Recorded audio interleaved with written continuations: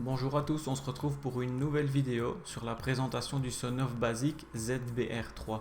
Pourquoi ZBR3 plutôt que le modèle Wi-Fi? Je vous le dis tout de suite.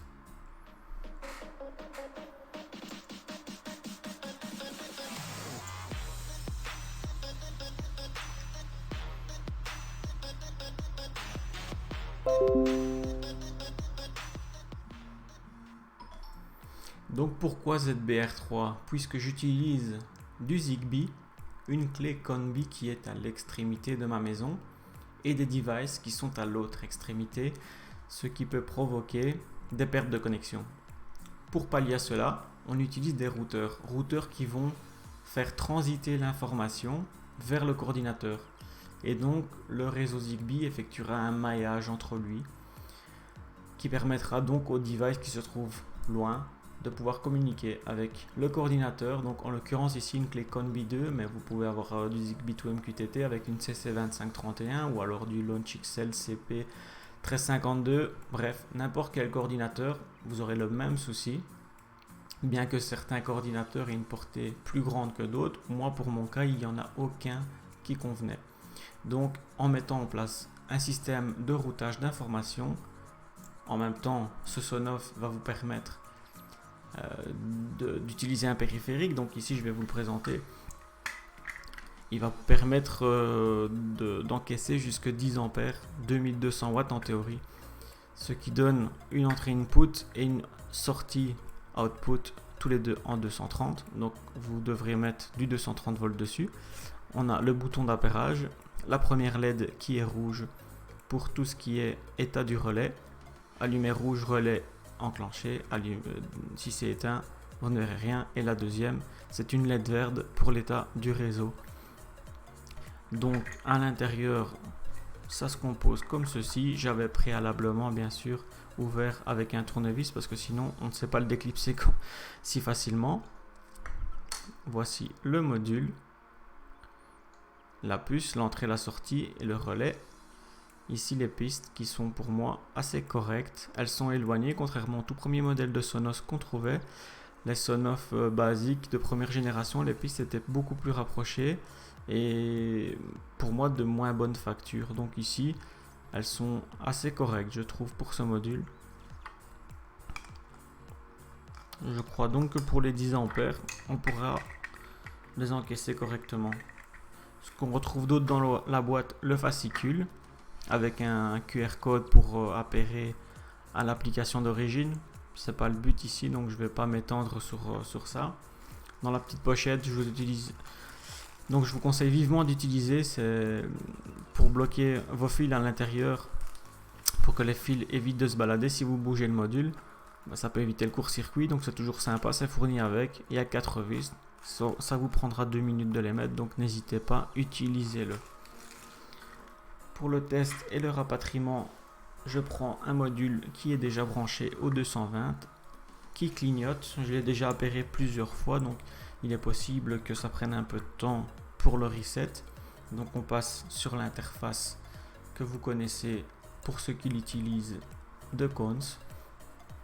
Au niveau des lights, malheureusement, ce serait plus logique de devoir sélectionner switch parce que effectivement il y a un relais, mais tout ce qui est prise dans The Cons se configure dans les lights. Donc on ajoute via le bouton la nouvelle light. Ici on va voir si il a déjà pris le mode appairage et qu'il trouve le module. Sinon il suffira d'appuyer 5 secondes sur le bouton pour relancer le mode appairage. Voilà, ici il l'a pris tout de suite, donc je peux stopper.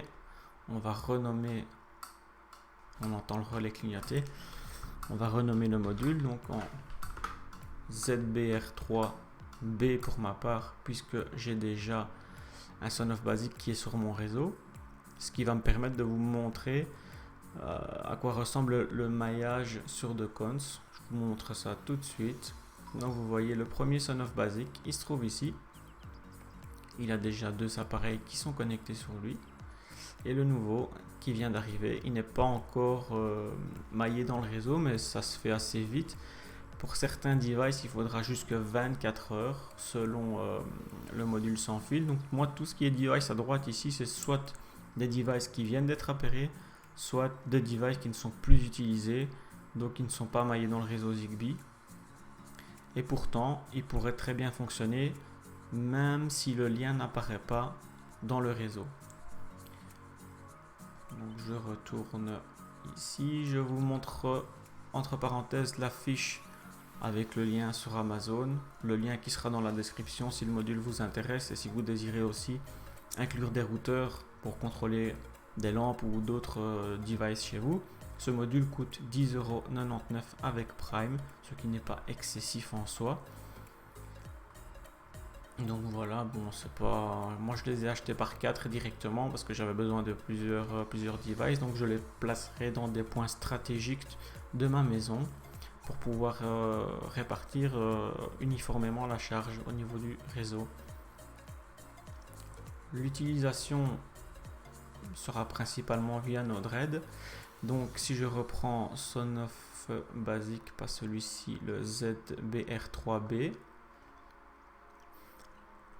Je fais un refresh. Bon, ici, il l'a pris tout de suite parce qu'il était préalablement configuré. Sinon, vous le retrouvez dans la liste des devices ZBR3B.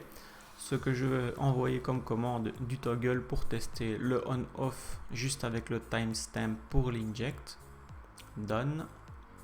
Donc, le timestamp, c'est juste pour exécuter manuellement pour tester le module en lui-même. Je déploie. Et ici, je ne sais pas si vous entendez, mais en tout cas, vous voyez, le module s'allume en rouge quand le relais est activé. Si je reclique, il s'éteint.